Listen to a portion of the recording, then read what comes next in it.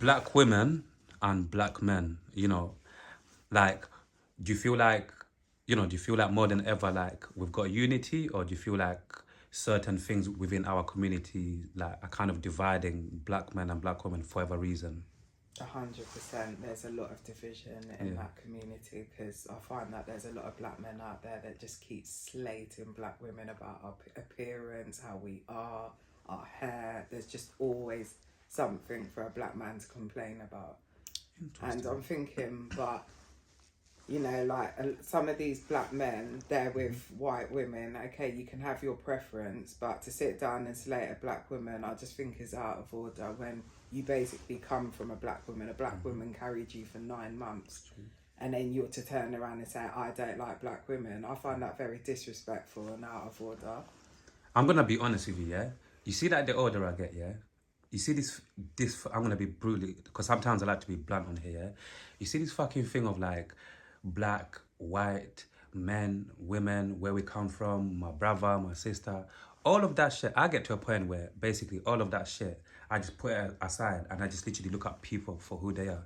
If you get what I'm trying to say. So, meaning, before I went through obviously like a phrase of like, oh, black women and black men, black people should all, I don't know why we don't unite even more. We should get together more. All of this shit. I've been through that period. Now I'm just literally at a point in my life where, honestly, if you're black, white, albino, you're a cat, you're a dog, if you're a good person, we just go. You get what I'm trying to say? Like, if you're a fucked up person or whatever, I'm not even gonna pay you attention. Either I don't give a fuck if you're black or whatever. You get what I'm trying to say? Because before all of these things, we are humans, innit? You got what I'm trying to say? And humans come with so many different, characteristics, so many different ways. So, talking about, even though for me, like behind this camera, as a black man, like obviously you as a black woman, you saying this like certain black men, obviously cuss black women and all of that.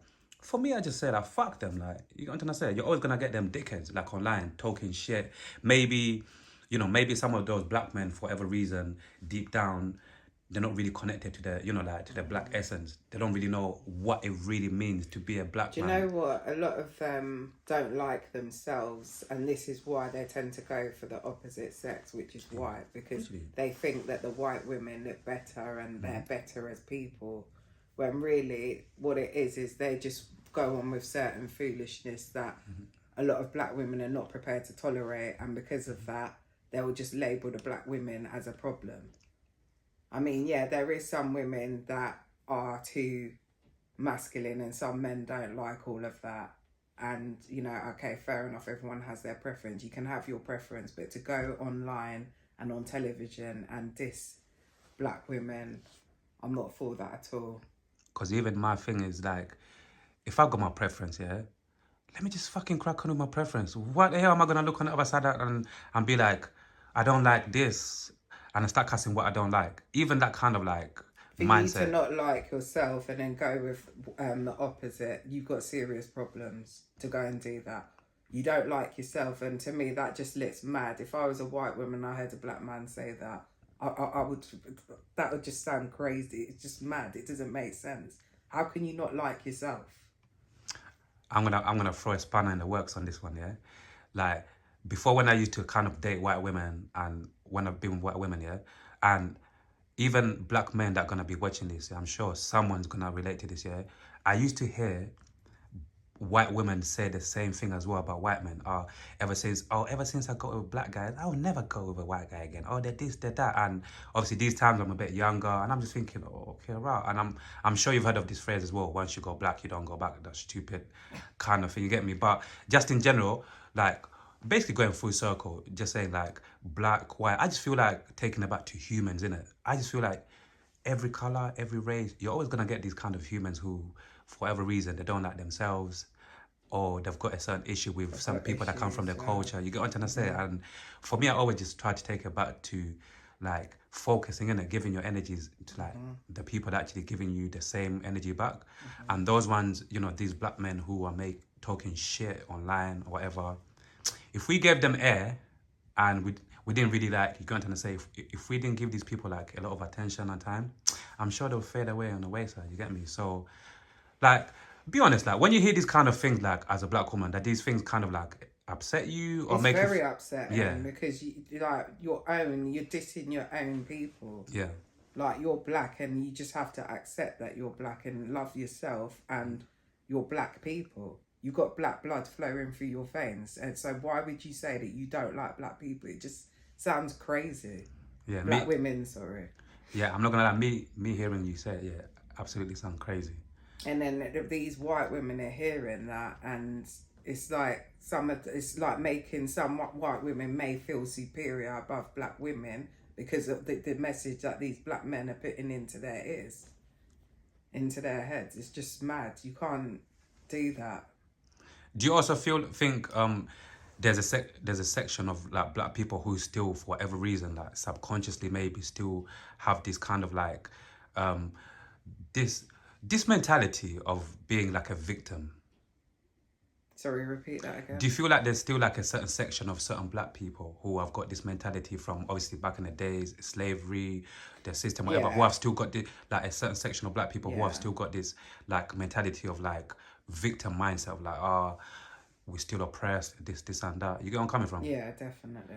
And what are your thoughts on that? Do you feel like, could you see like where they're coming from, or do you feel like maybe some of them? Yeah, I can see where they're coming from, because what they're saying is facts. We have been oppressed for a very long time.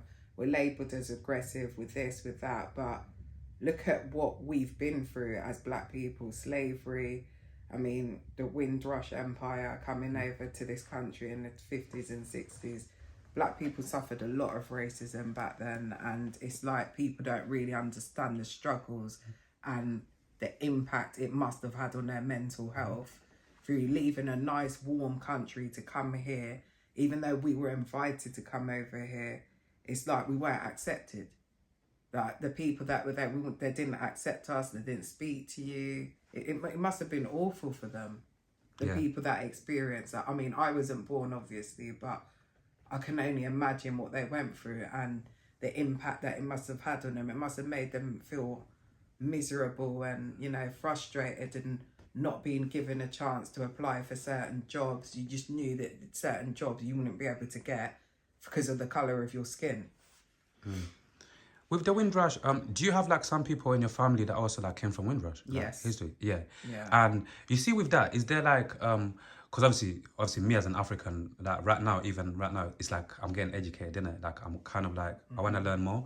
So what is actually like going on with the Windrush like situation? Because I think last time I saw like a documentary a little while ago, I think on BBC, and they're talking about people that lost their paperwork or like passport and things like that. It was apparently it was thrown out or something. I'm not sure what exactly it was, but like they were talking about sending these people back, even though they've worked in the country for how many years, paid their taxes, and should just be treated like second-class citizens and threatened to go back, to go back to their country. I just think that's mad. Yeah. So is this like, are these kind of cases like resolved, or there's still kind of certain things that are going on in terms of like? I think it's being resolved. As far as I know, I think it may have been resolved or kind of died out, but it did cause the community to, kick up a stink, because the people are thinking, hold on a minute, we've been in this country for how many years? We were invited to come over here, and then to be told that they've lost our paperwork and all that jazz. Like, that's very worrying, because you just think, I've served this country well. I put a lot of time and effort into this country. I left my homeland to come here and then be told that. It's quite heartbreaking. Yeah. I mean, I'm speaking for the people. Oh, absolutely, absolutely. It's not something that I personally experienced. Yeah. But, Oh, absolutely. Yeah, that sounds a bit cheeky. Imagine me inviting someone to do some work, like obviously in my house or whatever. Yeah, because Britain was desperate for labour. Of course, after war, the it broke ruins down. of the war. Yeah, exactly. Britain was mashed up. Absolutely crazy. Do you care about politics? Yeah, I do, to a certain degree, yeah. Don't tell me you vote. Yeah, I do. For fuck's sake. Why do you vote?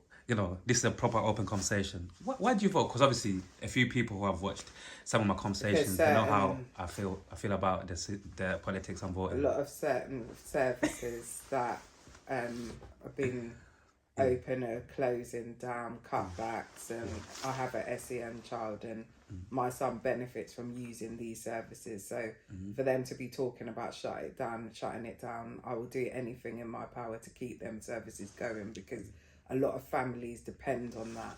Absolutely. And if they're going to take away certain resources and stuff in place for people with disabilities and special needs, it's going to cause another problem later on. So I feel that if you can fight for it by voting, you should vote. Yeah. Like, I'm not gonna lie to you, darling, yeah? Like, I never want to come across like I'm this naive guy, like I live in my own little bubble. It's just that, like I always say to people, like, over the years, you know, I like to give people, either politicians or whatever, the benefit of the doubt, right? And for me, like I usually say here to certain people when we touch on politics, it's like, for me, the only reason why I don't vote and I lost faith in politics in general, because for many years, I've just looked and it's like, I've seen no change. You got to understand? I've seen not major changes, especially when we're talking about voting. You get me? I know personally people in my family, they vote every single time, but I never see the vote benefiting them in a certain way. You get what I'm saying? So that's why for me, I'm kind of anti. That's why I'm always thinking, why do people still vote when every time these governments, they show us like... There's still a lot of percentage of people that don't vote. I speak to a lot of people, and the majority of them don't I'm vote, one of them. so that's probably why. Yeah, I'm one of them niggas. Yeah. So do you actually believe, because obviously I'm sure you've heard of them ones as well, like where people say like this is rigged, like votes don't really, you know, count for nothing. People, you know, it's like there's a structure already within government where people, regardless of people voting, like people are gonna get, you know, they're gonna vote whoever they wanna put into, get me, parliament or whatever. What are your thoughts on that? Do you believe in that, or you feel like there's some kind of like, you know, still kind of like some fairness within the politics? I believe there may be a bit of fairness, but I believe that the more votes that they get, they may be able to hear people's voices more. And this is something that the government may take into consideration, the fact that people are voting, and, you know, then their voices need to be heard, because there's a lot of complaints and things that people are angry and frustrated about, and because it's not spoken about, it's like they don't know who to go to or who to speak to about these things, so they just sit down brewing in their stew. And, you know, like if they can vote like of what they want, then there's nothing wrong with that, personally, I believe. Yeah. And do you think we should have more black people into politics? Do you think that would help? Because that's one of the most popular takes. Yeah, I think it could help. I think it would. Yeah. Because once again, you know, I don't want to sound too negative. Even within like the police force as well, you know, like you hear these things as well. Should we have more black people within the police force to maybe help them understand us a bit more? What are your thoughts on that? More black You never men, know, black you people. know. You never know. It might make things better. Or worse. But I can't say that it will or it won't. You just don't know. You never know. It's worth a try. You never know. Maybe. Yeah. How's Mumsy, man? Your mum, your dad, your family, like, how's that family dynamic like? How's that like? I've got a good relationship with my mum. Yeah. I've got closer to my mum since she's moved. Big up Mumsy. Out of Luton, but I don't have the best relationship with my dad, unfortunately. Oh, okay. I mean, these things are, even though it shouldn't be normal, but again, where we come from, these things are normal as well. Even for me, like, I don't really have the best relationship with my dad that I would have liked to, but like what you said, like we get to a certain point in it where we just crack on with it because we realise that this is just part of life, even though like it's not what we'd have liked, but it's like we just get on with it. Do you ever feel like, because for me, I'm not gonna lie, I do, and obviously my dad, he's slowly getting a bit older and whatnot, and communication slowly slowing down, you know how it gets when you get to that age. And as a young man, sometimes I do kick back, especially, you know, when you're chilling by yourself and things go through your mind, and I think, you know what, like I would have actually liked to ask my dad certain questions and have certain conversations with him, just in general. It's nothing that obviously crosses my mind every day or keeps me up at night, but sometimes it does cross my mind, and I'm thinking, if only, like, does those kind of thoughts go through your mind as well sometimes? Do you know what? I had the best relationship with my dad at one point, but it deteriorated when him and my mum divorced, and that's when I saw another side to him. So it's like what I felt like I just didn't have a dad. I mean, I tried very hard with him because I could see that he was struggling in certain areas, and I just tried to be at his aid and help him. And I felt that whatever I did, it wasn't good enough. He'd still go and do things that he shouldn't be doing, or say things about the family that he shouldn't be saying. So now I've just got to that breaking point where I've had to just cut off, because I'm not prepared to let anybody disturb my peace or suck out my energy with their BS. I can't deal with it anymore. I'm just prepared to just knock off. My peace is too important to me. I've reached that stage in my life where peace is very important, and if someone's coming and disturbing that peace, I have to remove myself from them. Yeah. You know that we talk about peace, innit? Like, build, you know, having your own bubble, protecting your energies. Yeah, I have like, to protect my energy because my dad is very toxic. Or one of them ones. Yeah. Okay. Even just in general, you know, like friendships or like bullshit that we get from, you know, like online or whatever. Like, when did you get to, obviously, you, like I said to you, you seem like you do yoga every day, you do meditation every day. Your aura is so chilled. You got to say, like, when did you get to to the woman that you are now, like, in terms of like, I just got very low. I got to a very low stage in my life where the people that I thought were my friends weren't. You know, like, I thought that certain people would have been there for me when I was going through certain challenges, and they weren't. And I just decided I can't put my trust in people no more. So I turned to God, and from then, that's what's keeping me sane. That's what's keeping me going. That's what's motivating me to be a mother and look after my children the best way that I can. Yeah, trust issues, man.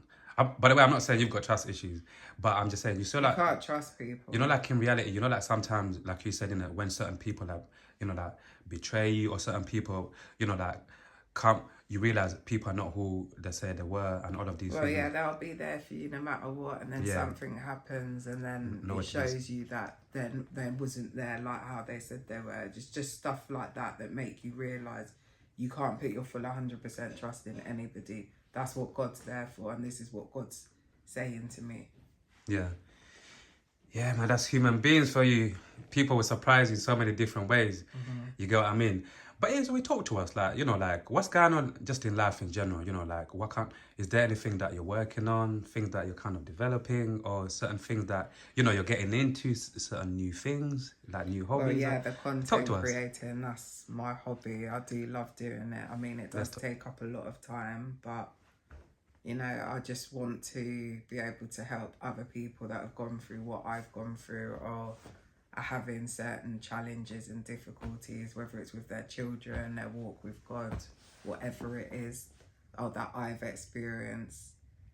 Then, yeah, I would just love to be able to be a motivational speaker for people that are going through things that, you know, they might not necessarily know how to get out of. Yeah. So talking about specifically like content creating, yeah, are you working on any new piece of content at the moment that you like to share with us? Or do you have any content out there that you like, you know, people to check out? Yeah, I do have a podcast with Princess and Friends that I've just recently, it was released last month. Congratulations. It's about my special needs child and my journey and the challenges and that I went through. Okay.